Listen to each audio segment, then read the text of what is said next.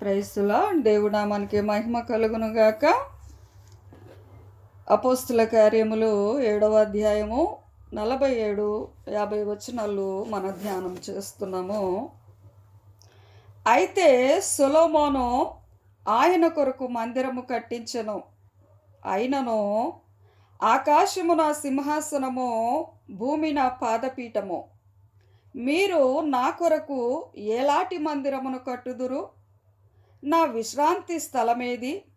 ఇవన్నీ నా హస్తకృత్యములు కావా అని ప్రభువు చెప్పుచున్నాడు అని ప్రవక్త పలికిన ప్రకారము సర్వోన్నతుడు హస్తకృత్యాలయములలో నివసింపడు.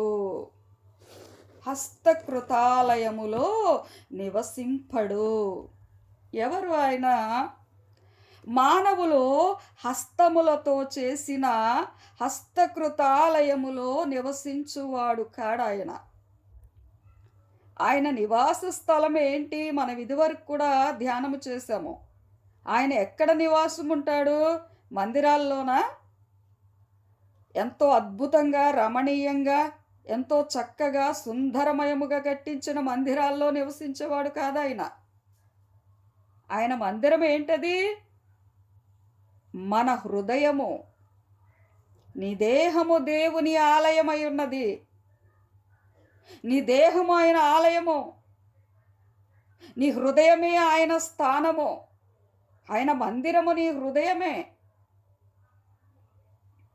ఆయన జీవము కలిగిన వాడు గనుక జీవమై ఉన్న మనలో, మన హృదయములో ఉంటాడు ఆయన.